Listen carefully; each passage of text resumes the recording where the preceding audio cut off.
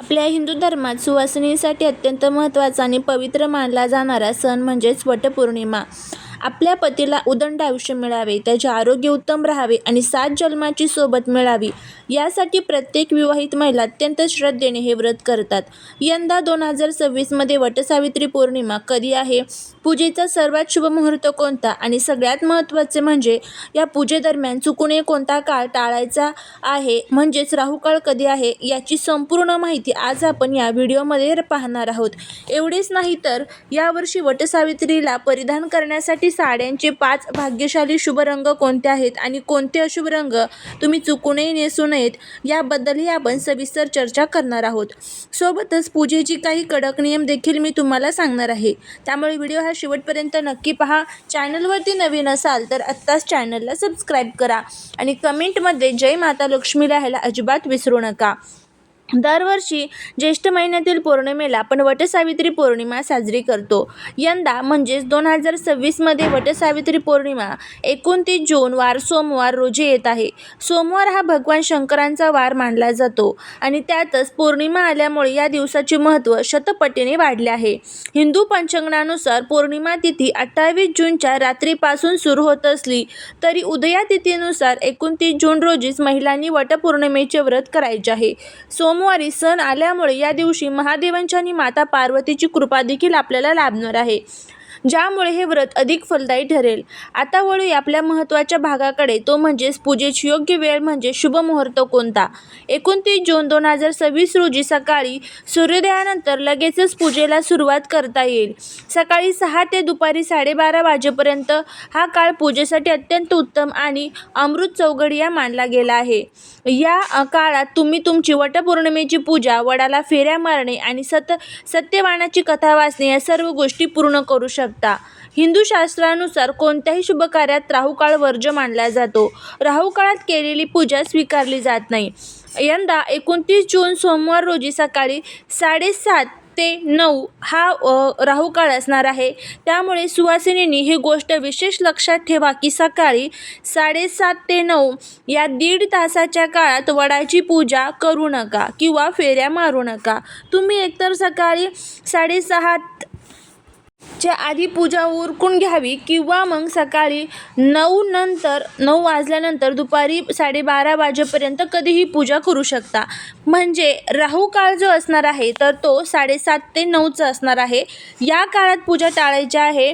मग तुम्ही सकाळी 6 वाजल्यापासून ते 7:30 वाजेपर्यंत पूजा करा किंवा मग 9 ते 12:30 हे जे 2 शुभ मुहूर्त आहे, या 2 शुभ मुहूर्तामध्ये तुम्हाला पूजा जी आहे तर ती करून घ्यायची आहे. अशा पद्धतीने ही आपण संपूर्ण योग्य वेळ जी आहे तर ती पाळली पाहिजे, तरच आपल्याला संपूर्ण व्रताचे पुण्य जे आहे तर ते तुम्हाला मिळत असतं.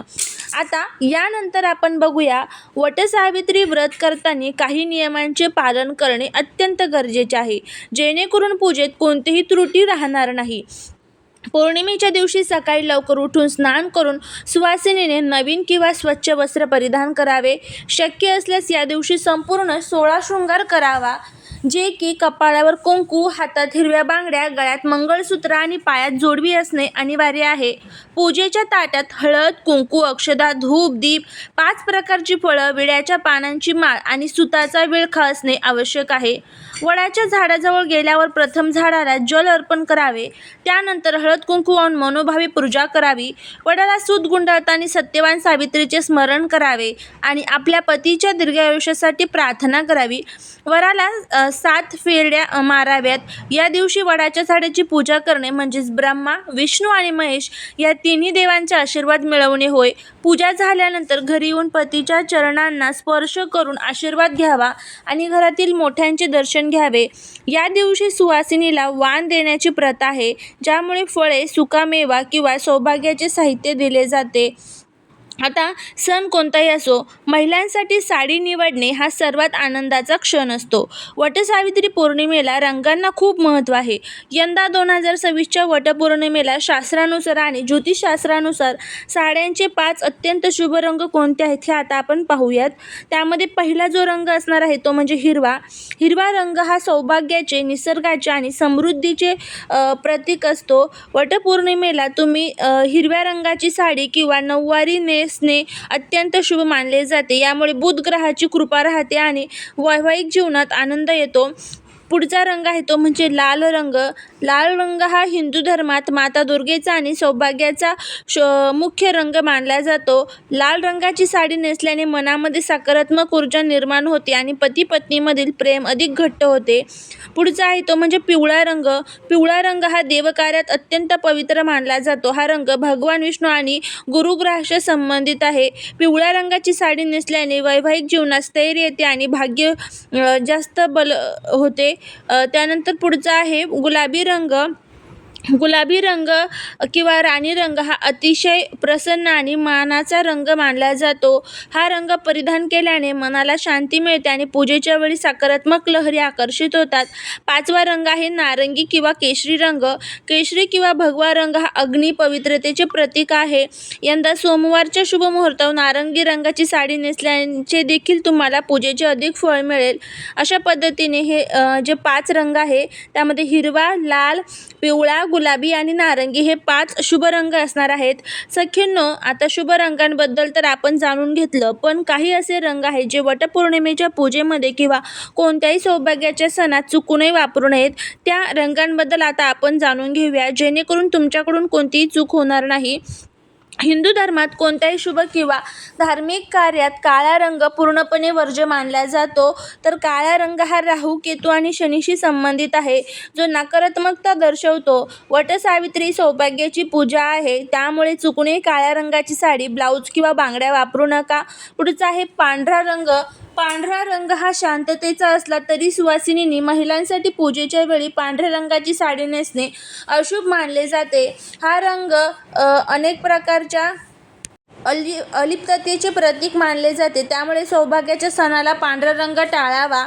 त्यानंतर पुढचा आहे तो म्हणजे निळा रंग. गडद निळा रंग. निळा किंवा फिकट निळा रंग फॅशनसाठी चांगला असला तरी पूजा अर्चा करताना हा रंग नकारात्मक ऊर्जा आकर्षित करतो असे मानले जाते, त्यामुळे निळ्या रंगाची साडी नेसणे टाळावे. त्यानंतर आहे चौथा तो म्हणजे करडा रंग म्हणजे सिमेंटी रंग. हा रंग उदासीनता आणि निरसतेचे प्रतीक मानला जातो. वटपौर्णिमेसारख्या आनंदाच्या आणि उत्साहाच्या सणात अशा रंगांचे कपडे परिधान करू नयेत. तर आज आपण वटपौर्णिमेचे 2026चा शुभ मुहूर्त, सकाळी टाळायचा राहू काळ, पूजेचे कडक नियम आणि साड्यांचे शुभ व अशुभ रंग याबद्दल सविस्तर माहिती पाहिली. सावित्रीने आपल्या बुद्धीच्या आणि पतिव्रतेच्या बळावर यमराजाकडून सत्यवानाचे प्राण परत आणले होते, म्हणून या व्रताला एवढे अथांग महत्त्व आहे. तुम्ही देखील यंदाच्या वटपौर्णिमेला नियमांचे पालन करून, राहुकाळ टाळून आणि शुभ रंग परिधान करून ही पूजा नक्की करा. तुम्हा सर्व सुवासिनींना वटपौर्णिमेच्या मनापासून खूप खूप शुभेच्छा. तुमचा संसार नेहमी सुखाचा आणि समृद्धीचा राहो हीच ईश्वरचरणी प्रार्थना करते. तुम्हाला आजचा हा व्हिडिओ कसा वाटला हे मला कमेंट करून नक्की सांगा. व्हिडिओ आवडला असेल तर लाईक, शेअर आणि सबस्क्राईब करायला अजिबात विसरू नका. तुमच्या मैत्रिणींसोबत आणि नातेवाईकांसोबत शेअर करा आणि चॅनलला सबस्क्राईब करा. पुन्हा भेटू अशाच एका नवीन आणि माहितीपूर्ण व्हिडिओमध्ये. तोपर्यंत नमस्कार. जय श्री कृष्ण. श्री स्वामी समर्थ.